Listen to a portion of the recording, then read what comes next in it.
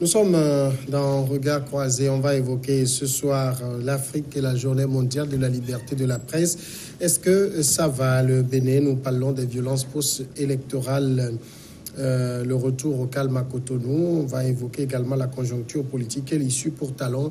Nous irons au Soudan parler de la réflexion pour un conseil composé de 7 civils et 3 militaires. Et puis le Togo, on parlera des locales avec la question de savoir si le PNP s'est fait Harakiri. Pour évoquer ces sujets, ce soir, Dominique Aliziou, directeur de publication de Chroniques de la semaine, Rodrigue Aego, correspondant au Togo de Radio Canal K Suisse, et Adam Adjronou, directeur de publication de Vision d'Afrique. Messieurs, bonsoir. Bonsoir, Samuel. On commence tout de suite avec ce sujet qui nous intéresse au plus haut point. Chaque année, le 3 mai, est célébrée la journée mondiale de la liberté de la presse. C'est une journée pour évaluer la presse dans le monde, défendre les médias des atteintes à leur indépendance et pour rendre hommage surtout aux journalistes qui ont perdu la vie dans l'exercice de leur profession.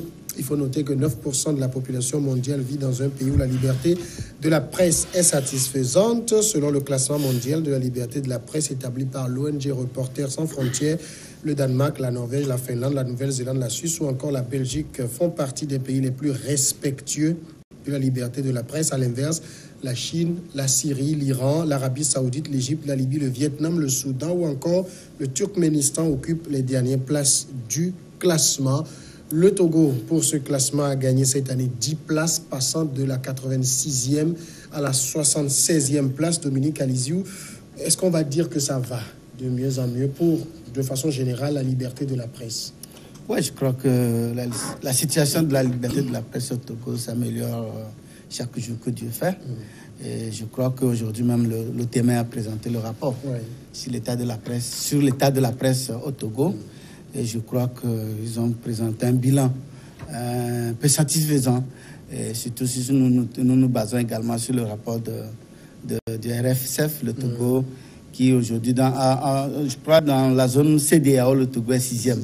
Après le Ghana, le Niger et quelques pays, le Togo vient en 6e. Ça voudrait dire quelque part que le Togo, quand même, fait un grand pas en avant dans l'amélioration de la liberté d'expression. Lorsqu'on parcourt ne serait-ce que le nombre de titres qui paraissent au Togo, on parle de 111, plus ou moins réguliers. Et sur les sites en ligne également, il y en a beaucoup, et 76, ou bien jusqu'à 95 radios, je crois. Et puis, c'est 7 télés.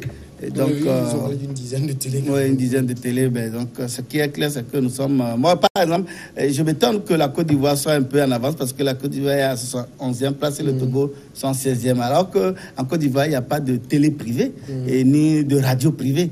Il n'y a que, la presse privée, oui, il y en a, mais il n'y a pas que ces médias qui contribuent à un débat comme nous le faisons ici allègrement au Togo. Donc je crois que... Mais il y a eu quelques petits incidents relevés par le rapport de l'ETM, notamment le journaliste de Canal FM, qui a été... qui a eu maille à partir avec les forces de sécurité au stade municipal, je crois. Et puis il y a également un autre journaliste de SICA, qui a aussi eu quelques petits bobos. En dehors de cela... tout semble aller quand même au niveau du rapport force de sécurité et puis les journalistes, surtout sur les lieux de reportage, surtout lors des manifestations. Rodrigue, c'est un constat partagé, ça va de mieux en mieux au Togo? Bon, ça dépend du contexte dans lequel on se trouve. Tu sais, aujourd'hui, on a amené beaucoup plus à parler de la situation, des conditions de travail et de vie des journalistes que des... vous savez, le Togo, à l'instar d'autres pays sur le continent aujourd'hui, pratique ce qu'on appelle un musulman déguisé. C'est-à-dire, on fait semblant de vous dire, vous êtes libre de travailler, mais au fond, il y a quand même quelques éléments parce que les gens ne voudraient pas qu'on leur dise la vérité. Je n'en veux pour preuve que ce qui est arrivé la dernière fois à Loïc Lawson. Et puis, quand j'ai lu un peu les rapports par endroits, il y a eu d'autres situations qui n'ont pas été mentionnées dans ces rapports-là. Je me souviens très bien qu'on était à la couverture d'une manifestation quand un journaliste il a été agressé par un officier un officier de la gendarmerie. Son appareil a été endommagé, mais je n'ai pas vu ça dans le rapport. Et il y a beaucoup d'autres éléments, des journalistes qu'on agresse par-ci, par-là. Encore faut-il que ces personnes saisissent. Mais vous savez, c'est pour ça. Non, vous savez, ces informations suffisamment été relayées. Et je crois, selon mes informations, que le président de l'OTM avait même pris contact avec le journaliste en question. Ça ne voudra pas dire qu'on a essayé de régler un peu la situation, réparer les torts. Donc, on ne va pas mentionner ça dans le rapport. Parce que ce dont nous parlons aujourd'hui, c'est que le journaliste soit en sécurité lorsqu'il exerce, lorsqu'il fait son travail.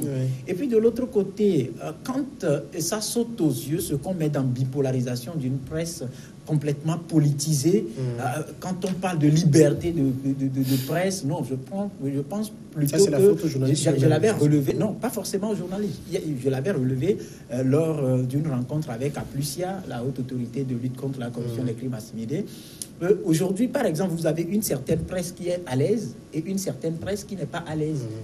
Et quand vous faites le tour, ce n'est pas parce que les gens n'ont pas la volonté ou le professionnalisme requis pour travailler, mais ils sont confinés dans une situation de précarité qui les empêche d'exercer convenablement, parce que c'est fait à dessein pour qu'on puisse arriver à manipuler l'information à ce niveau, au niveau de... Vous allez voir d'abord que ça amène beaucoup de journalistes qui cultivent un peu la cupidité et ils sont à la course de gains faciles, je pèse bien mes mots, qui sont en train de suivre le chemin de l'argent, pas par conviction, pas par ligne éditoriale. Il y a des journaux qui sont créés expressément pour gagner des sous. Adam, et ça, quand tu prends ce tableau-là, dire que ça va en matière de liberté d'expression, non, je parle plutôt de musulmans déguisés. Madame, dans l'exercice de votre profession, est-ce que depuis que vous l'avez commencé jusqu'à maintenant, vous sentez que ça va ou bien on régresse, contrairement à ce que semble présenter le rapport de Reporters sans frontières? Non, vous savez, l'environnement médiatique au Togo a beaucoup évolué. Il y a eu énormément d'améliorations parce qu'aujourd'hui, on ne peut pas aujourd'hui comparer la situation que nous vivons aujourd'hui par rapport à la situation il y a de cela 5 ans. Il y a beaucoup d'améliorations. Ce que vous avez dit qui donne un peu un quota par rapport à ce que le Togo a gagné. Et puis chaque année, lorsque vous constatez, le Togo fait toujours des bons en avant. Mais vous savez, l'environnement togolais en termes médiatiques est toujours pluriel. Et lorsque vous avez un pays où carrément on autorise, ou du moins les gens sont toujours... Qui a plusieurs médias, parce qu'aujourd'hui le Togo est l'un des rares pays où quand même il y a toute une multitude de médias. Tout à l'heure, Dominique l'a dit, lorsque vous prenez par exemple la Côte d'Ivoire, où on n'a pas par exemple autant de radios, par exemple à un moment donné, il a fallu qu'on siffle un peu la fin, sinon au Togo ça se...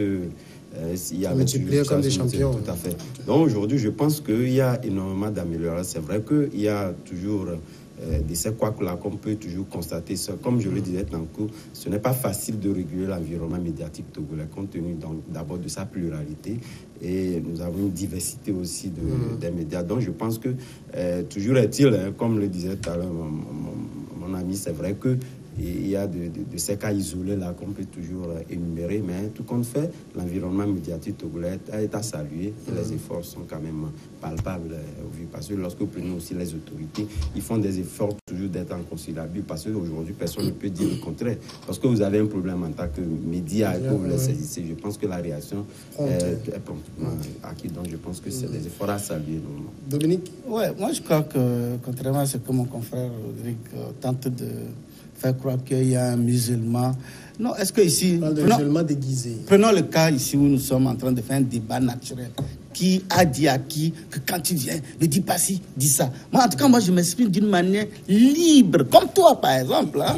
Et je vous dis qu'actuellement, je vais vous donner quelques exemples. Non, c'est important.